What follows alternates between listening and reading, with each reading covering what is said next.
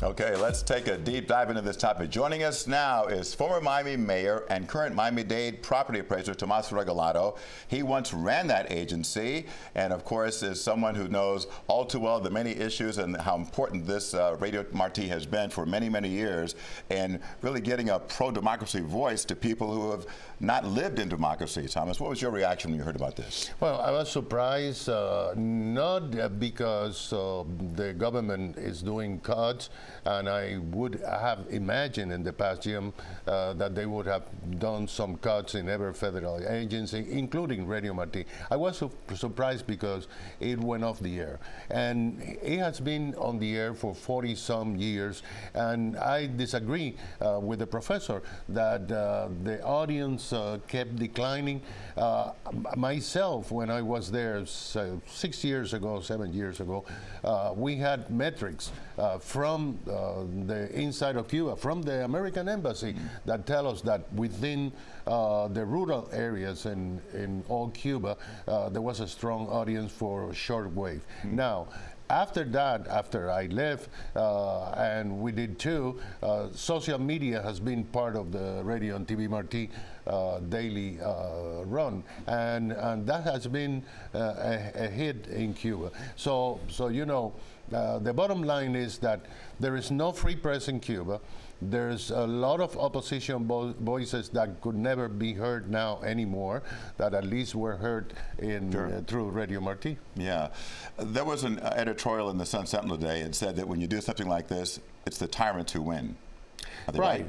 And you know, we're letting Cuba win, even without wanted Cuba to win, because three of the ask of the Cuban government for 40 years to the United States is lift supposedly the embargo, cancel all sanction, and cancel Radio Marti. So, I mean, not even Obama or Biden decided to do that. I think that Radio Marti will come back. There is a strong support in Congress for at least a different Radio Marti with programming or social media and less employees. I don't have to tell you that President Trump has enjoys very strong support among Cuban Americans, especially here in South Florida. Should they be upset with the president for making this move? I don't think they will, Jim, because what we saw is that Radio Marti wasn't targeted. It was not, we're going to get rid of Radio Marti. It's a broad brush. It's a broad brush. They're painting everyone, and what I hope it will be received with joy by the Cuban community is that we see in the near future a kind of Radio Marti reinvented for the Cuban people. Maria Elvira Salazar said that she's going to speak to the president and try to urge him to figure out a way so that the pro-democracy voices for Cuba can be heard. Do you think South Florida lawmakers in general have said enough about this issue so far? Yes, they have. They've been proactive. They have not attacked the president. They've been careful, walking a tough line. But I will tell you something.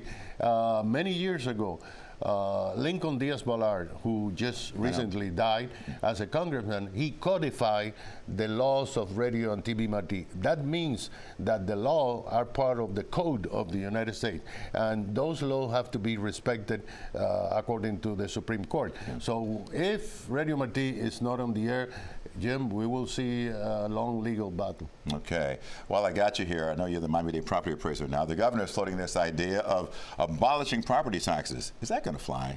No, I don't think it's going to fly. I was in Tallahassee lobbying for the veterans and their increase in homestead exemption.